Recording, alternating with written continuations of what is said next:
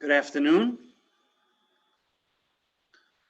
Good afternoon and welcome to today's lunch break with the Rabbi. Today we'll be discussing, you'll just wait a few more moments until we begin. It's good to see you all here.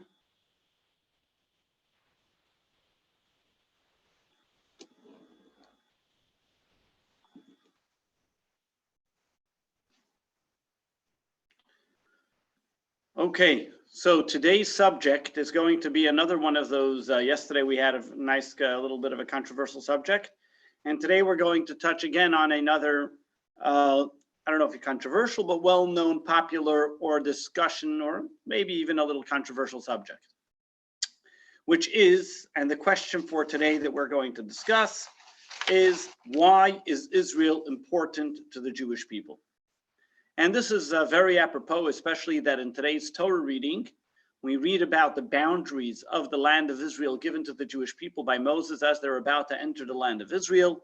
Each one of the tribes, 2.5 tribes, receiving a portion of the land of Israel on the other side of the Jordan, while the rest of the tribes are able to go into the land of Israel. Last week we discussed how they split up the land, each tribe getting an allotted portion, either based on their popularity, based on the quality of the land, as well as by divine providence of what God will decide each one should get to the land of Israel. And therefore, the land of Israel given to the Jewish people as a gift when they entered the land of Israel was something that the Jewish people only claimed after traveling 40 years in the desert, after receiving the Torah. However, as we know, that the land of Israel already was given to the Jewish people as a gift to Abraham, our forefather. In the book of Genesis, the Torah tells us where Abraham was told by God to walk the length and breadth of the land of Israel, as this will be his and given to his children. But what is it today that we talk about the land of Israel that makes it so important to the Jewish people? Why is the land of Israel so important? Why is Israel important to Jewish people? So many people point out and try to say that the reason why Israel is important to the Jewish people is because it's our refuge. If God forbid it goes like in the same line of never again, that now the Jewish people have a place to go to in the case of anti-Semitism. And why do people say that? Because the land of Israel was made in 1948, right after World War II, and therefore they want to suggest that the reason why the land of Israel came about was, so to speak, an antidote to what happened during the Holocaust. The problem is that that rationale makes no sense. Number one, if you're looking for a place for refuge of anti-Semitism and you want to get away from the hatred, why would you plop yourself down right in the middle of millions or billions of Arabs, which all hate you? You're this little parcel of land, right in a place where everybody hates you. So that's not going to help you get away or save you from the anti-Semitism. Number two, what about a person who says, I don't need a refuge. I don't need a place. I'm happy. No, they come and get me, big deal. So that means he has no significance to the land of Israel. Number three, if I'm saying that it's only to get away from anti-Semitism, so why Israel? As Herzl wanted Uganda or any other place. So what makes Israel unique? And who says that if it's only to combat violence, why does it have to be in Israel? And then again, if it's only for anti-Semitism, so then why anything Jewish about it? What makes it Jewish? And therefore, some people want to give the other reasons, which are more biblical, which is historically, it's been a gift given to the Jewish people. Our patriarchs lived there. The Holy Temple was there. God promised the land to us. And we know all the spiritual significance and the beauty of the land of Israel. But why did God promise this land of Israel to Abraham? What was so unique about this land? What was it about Israel that was given to the Jewish people? In fact, if you look at the Torah, there are many commandments. We know there are 630 commandments. About 100 or so, maybe even more, if you count the ones with the sacrifices and the Kohen and the Levite and the king, are only able to be done in the land of Israel. Why is it that there are certain commandments that can be done only being in the land of Israel? So these are all really good questions. The question is, what's the answer? So we go back to the first verse in Genesis, the opening statement of the Torah. The opening statement of the Torah is God comes along and says, Bereshis bara Elokim, in the beginning God created heaven and earth. Rabbi Yitzchak, a great Talmudist, comes along and asks a very famous question. Why does God begin the Torah which is meant to be a book of laws, telling us that God created heaven and earth. Great. He wants to tell us his resume. That's wonderful. We're all here. That's his resume. If the Torah is a book of laws, he should start off with the first law given to the Jewish people, which is, this is the first month that the Jewish people go according to the lunar calendar, which is mentioned in the book of Exodus. What's the need for the entire book of Genesis telling me the story of Abraham, Isaac, and Jacob, the creation of the world, the story of the flood, all these wonderful stories? It's nice Bible stories, but that's not what the Torah is all about. The Torah is not about Bible stories. The Torah is about laws. The Torah is about lessons in life. And over here, Rabbi Yitzchak comes along and explains and says that the purpose and the reason of why the Torah was given is in these few lines. And he says that there might come nations of the world, and the nations of the world are going to come along to the Jewish people as they come to the land of Israel, and they'll say, you're robbers. You stole the land of Israel from us. It doesn't belong to you. Therefore, you'll be able to come and tell them, no, God gave us the Torah. God gave us the land of Israel. And look who created the universe. God created the universe, and he decided the land of Israel should go to us. So what is the Torah telling us here? What's the Torah's active in explaining this? The Torah is telling us over here that the purpose of creation, in essence, is for the land of Israel. The purpose of creation is that Jews should be in the land of Israel. And why is that? Because when we look at the land of Israel, why would God give us certain commandments that only apply in the land of Israel?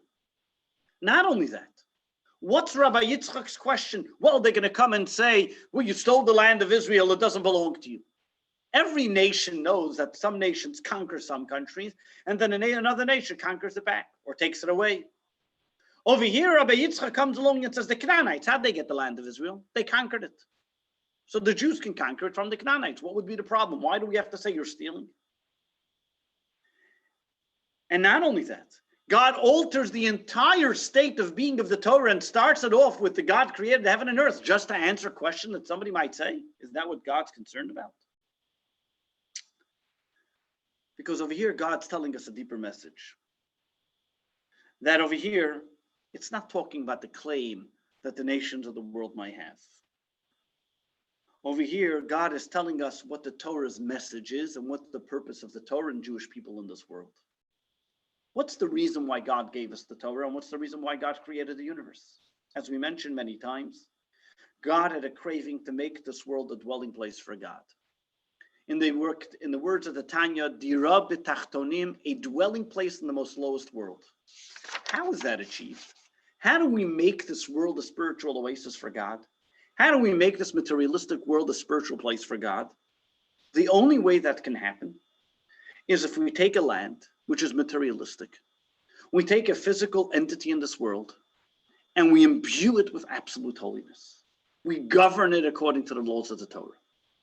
We take a ruler, we take a kingdom, we take an empire, and it's ruled and governed by the laws and the ethics and the values of the Torah.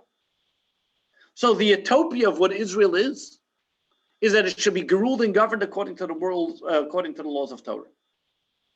That is a total transformation of what the entire being of what the physical earth is all about. When the Jews came into the land of Israel and they conquered it from the Canaanites, it wasn't like any other nation conquering it. What God was telling the Jewish people at the beginning of the Torah in the book of Genesis is that this land was given to the Jewish people not because you conquered it, is because the ultimate purpose of world creation is to make the land of Israel. In the words of Hebrew, the word Eretz doesn't only mean land, but also means desire, a place that God desires, a place that its desire is only godliness. And when we make the land of Israel a holy place, and when the land of Israel is a holy place, then we Jews in diaspora are able to observe the commandments and make the physical land in the diaspora a holy place as well. So why is the land of Israel so important? Is number one, because that is the place where God has chosen for it to be a holy place, a place where it can be observed the commandments which are specifically given in the land of Israel. And by making that land a holy place, we then can make the entire world holy. So you may ask, why Israel out of all places? Why a place etched over there? What does God like about the Middle East? So there were some that want to suggest that the reason why that place, because of its geocentricity, because it has the ability to be able to contact most people, it's like in the center of the universe. But the real reason is very simple, because that was God's choice. What makes something so unique?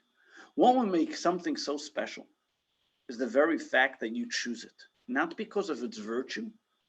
What is the true choice? A true choice is not because something has a pro or a con. A true choice is that everything is equal. But God decided in his divine choice that that's the place he wants.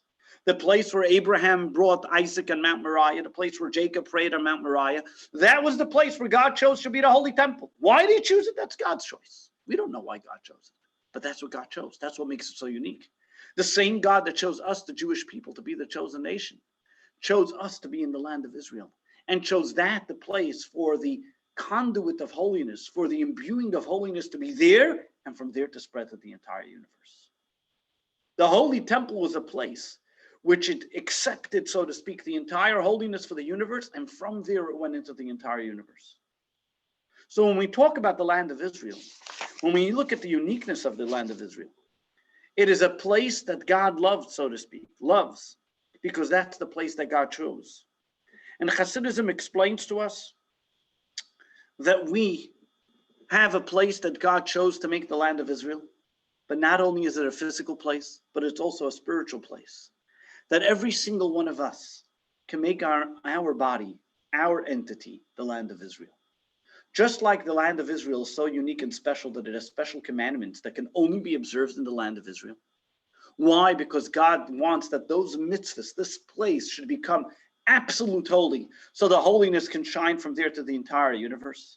So too every single one of us has certain mitzvahs that only we can do and that we need to do, so we can also be an Eretz Yisrael, a land of Israel, to spread holiness to the people around us. So in summation, the purpose of why God chose the land of Israel, and why God said out of all the billions of miles that exist in the world, these few thousand miles should become a holy place, the land of Israel, has nothing to do with what the UN decided, has nothing to do with the Balfour Declaration. It has to do with God decided at the creation of the universe that this place should be a sanctity, a holy place, given to the Jewish people, that they should make it holy with its commandments. And because of that, the rest of the world becomes holy. That's why, if you ever wonder, you talk about the world, there's billions of people in the world. There's billions of miles of land in the world.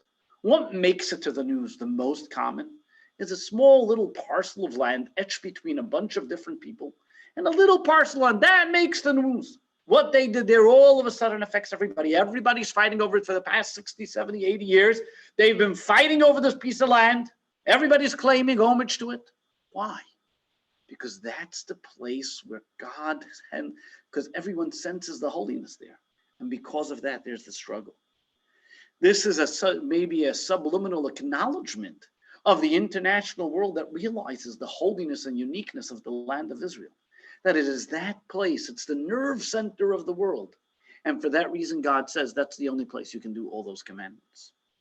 So, to summarize, our sovereignty over the physical land is integral to the Jewish mission to conquest materialism of this world and turn it into a home for God. Israel's location ensures that when interacted with, thus has the opportunity to influence virtually every type of civilization, spreading the wisdom of the Torah throughout the world. And just like the land of Israel is so important to the rest of the world, so too every Jew is so important to the rest of the world. Every single person is so important that we all become a place which is a towering light, spreading the wisdom of God all over the universe. Thank you for listening and tuning in today to Lunch Break with the Rabbi. We'll see you again tomorrow at 1 p.m. If anybody has any questions or ideas that you'd like to discuss in future classes, feel free to chime in, send me an email, and we're happy to discuss. Take care. God bless. All the best.